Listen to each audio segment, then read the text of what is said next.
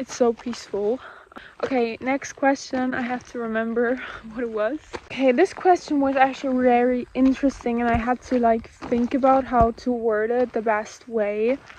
But it's about how to be kind to others when you're not feeling your best, when you're sad. And I think, first of all, we shouldn't limit ourselves to our own experience because technically we are all living the same collective experience as humans and everyone is suffering, maybe less, maybe more than you are, but we all can relate and everyone has their luggage. But it's because we see everything out of our own perspective that we sometimes lack to emphasize with other people. So I think, I don't know, maybe it takes some growth and some change of perspective and just also being aware of that fact, which is sometimes hard because we are so caught up, especially sadness is such a strong emotion which can be so clingy in a way because it really wants to just leave you in that state. But growing up is definitely about knowing that we have this collective suffering, that everyone has some challenges, and just stepping out of it, changing the point of view, which isn't always easy.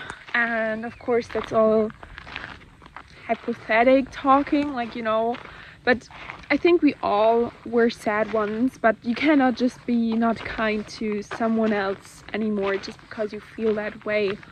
But you have to figure out how to manage yourself, how to control your emotions, how to get settled in a state of mind where you can be very objective, even of your own purpose and situation.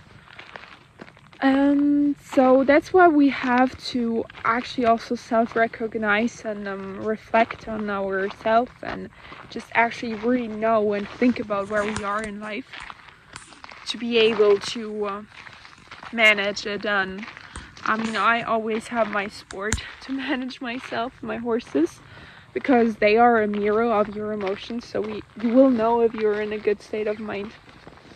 But yeah, just in general, don't always think as an individual, maybe.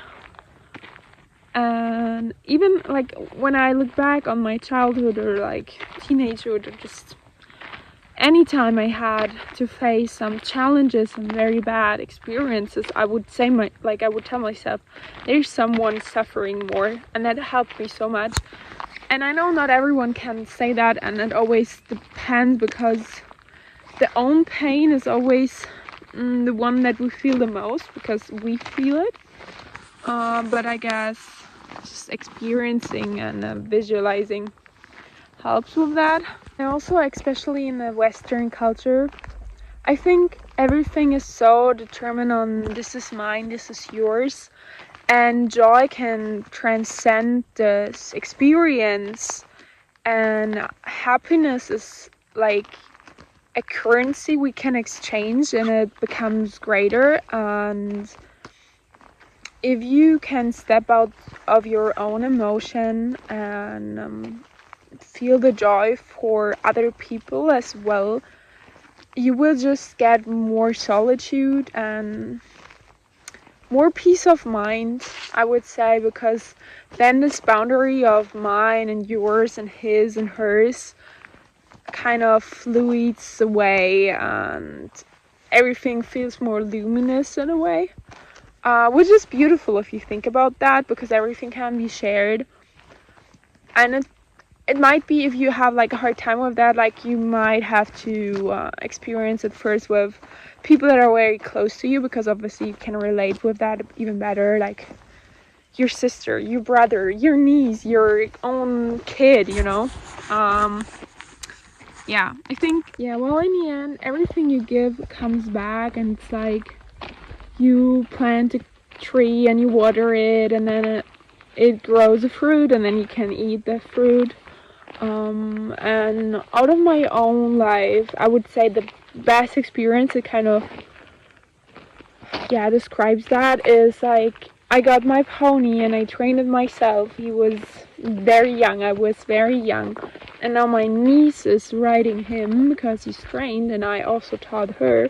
And when someone asks me what I'm most proud of, I will say that, because it's my niece and my horse, like my baby horse, which is part of my soul, and my niece is part of my soul. Like, I loved her before she was born. So that is true joy and like true happiness to see them both flourish and just enjoy each other. And I know I was part of that and made it possible that their souls could align in the right time frame. So yeah,